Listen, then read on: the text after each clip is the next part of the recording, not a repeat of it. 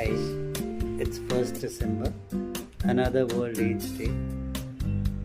Over the years, the day has lost its significance because everyone seems to know what HIV is, how it spreads, how it can be saved.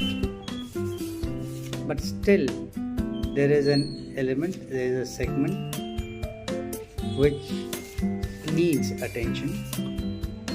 They are also aware of the risks, they are also aware of how it spreads, but still this minority that I have been asked by somebody to talk about is a vulnerable group.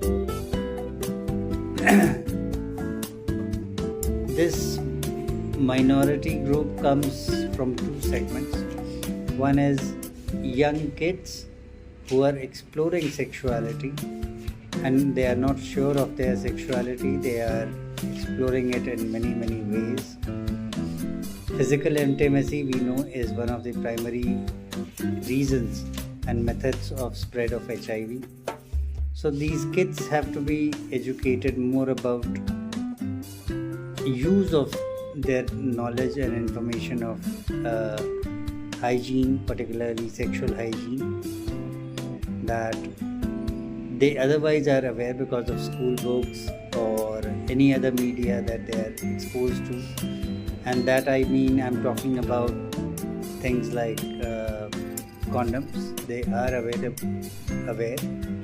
At the same time, there's another group which is vulnerable and something of a greater concern because this group has arisen in numbers for various reasons to say, partly to do with the decriminalization, then other things of homosexuality, then post-COVID, some people in their pursuit of exploring sexuality have tended to make use of it for financial support. If we get into the space and look for who is getting physically intimate and why, we see a lot of people claiming themselves as bisexuals and actually exploiting it for the sake of money. Some of them are poor, they really cannot afford any other ways, so they are using it, and some they are definitely criminally abusing this element. I'm neither supporting it nor I'm against it because it is personal entirely. But medically speaking, the element of safety and safeguard is very important. Just as everybody is very aware and scared of razor blades and needles at hospitals and barber shop, conversely, so is about sexual protection. Physical intimacy without marriage has grown over the years. It has found legitimacy amid the society, and youth, particularly just out of school or just out of college, is very much inclined towards it, and they remain vulnerable to spread of STDs, including HIV. Many of them because they are just trying to explore what is a sexual relationship like in terms of one night stands, etc. Fidelity has lost its ground. There is nothing as fidelity and infidelity, particularly LGBT space is troubled by the word and they really look for a wrong meaning and an explanation there.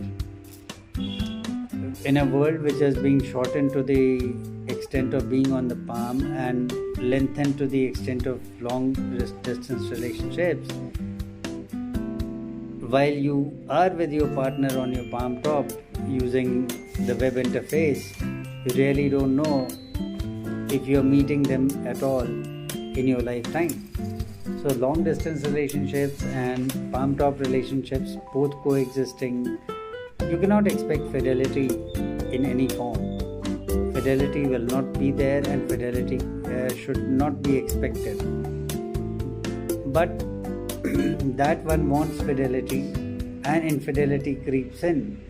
We also have the sad part of people going into depression and other mood disorders and exposing themselves vulnerably to multiple relationships, to hazardous relationships, to unprotected relationships, and all this gives way to HIV, whose spread otherwise over the years has gone limited.